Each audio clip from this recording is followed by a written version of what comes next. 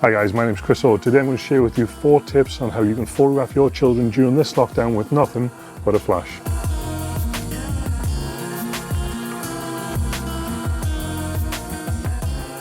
So if, like me, you're stuck at home during this lockdown, struggling with a creative block, I'm going to share with you a few tips that I've used to photograph my own children using nothing but a speed light around the home. Now, the instances I'm going to share with you are a mix of both indoor and outdoor style shots that you can achieve with a different range of results every single time. So in this first instance, we're going to use some blinds in my kitchen to create this beautiful light fall effect coming through the window. And what I've done, I've set my strobe up with Godox V1 just outside of the window, pointing through the slatted blinds, which is going to create this really hard light with lovely hard shadows in there, with Noah sitting on the kitchen bench. Now, what I'm very conscious of with this, because I've got all that light coming through the window, is that I need to bounce some of that light in. Now, I don't have access to all my usual kit, which is at my studio. So in this instance, I made a makeshift reflector. I used a cardboard box with a t-shirt wrapped around it to bounce some of that light back into the other side of the frame.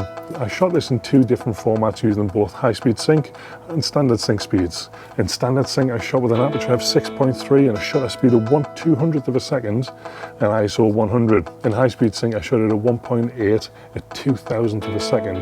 Now, shooting in high speed allowed me to bring that depth of field much shorter and much shallower to create a beautiful ethereal sort of feel with this image. Now, if you don't have blinds like this, think of all the different shapes you have around your home, whether it's a louver door, whether it's using a pot or a pan, something that can cast shape and cast shadows on your subject. And one of my big mottos is, when you're using light, it's not about the light you create, but the shadows you create.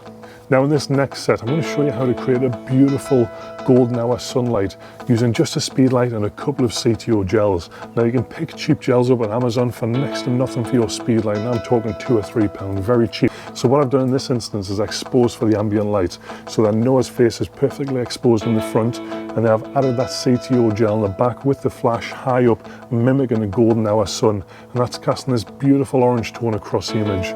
And a quick warm up in post-production makes that whole image warmer and makes it look a lot more settled in its setting. Now, again, in this instance, I shot this at high-speed sync, and I shot it with the leading line in the frame. And what this allowed me to do, because I opened the gate behind where Noah was sitting, was to let that image go to infinity.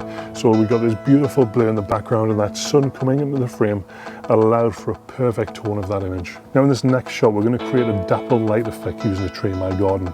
Now, we're cheating a little bit on this one because we're using the sun as a second light, and it's providing this beautiful halo light around Noah. And again, in this instance, I expose him for the ambient, make sure we get that beautiful light without blowing it out too much, and then bringing the speed light into the front, shooting through the leaves, which gives this beautiful dappled effect.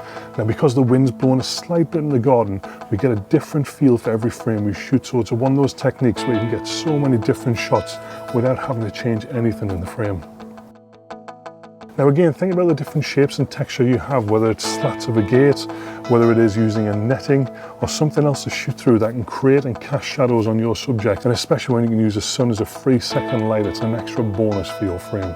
Now, again, in this instance, I'm utilizing high-speed sync because I'm shooting in quite a busy part of my garden with fences and trees and plants all around that sort of thing. And I wanted to create that isolation, so bringing my aperture down to f2 and a shutter speed of 3200th of a second allowed me to separate Noah from the rest of the surroundings to really pick him out in the frame. Now, in this next effect, which is probably my favorite effect from the stuff we shot last week, is using this flash as a backlight. Now, what I've done, I've brought the ambient light down as far as possible, again using high-speed sync, shooting at 8,000th of a second with an aperture of 1.8. That's allowed me to kill all that ambient light, so the only light I see in the frame is what comes from the flash. Now, I've placed my flash directly behind Noah, and I'm making sure his body shields the camera from the flash so I don't get a big burst of light into the frame. Now, in the first instance, I'm using this just to create a beautiful outline of Noah and a really soft, subtle image that creates this beautiful sort of silhouette feel. And then to take this image to the next level, I went to the front garden and found some dandelions. You know those little things you blow as a kid and they shoot off all over the place? Now, the beauty of using these in this instance is they're white and they're soft in terms of how they absorb light. So because we're backlighting this, it's going to pick up every little part of that dandelion as it flies away. So I counted down 3, 2, 1 for Noah to blow those dandelions, and I waited for the optimum moment to get the perfect flight of them coming away from camera.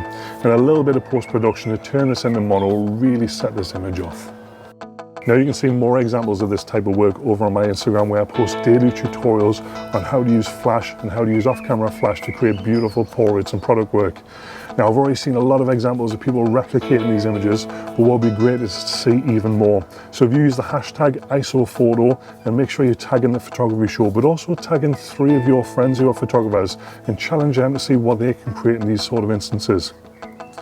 My name is Chris Orr. Thank you so much for watching. Please stay safe.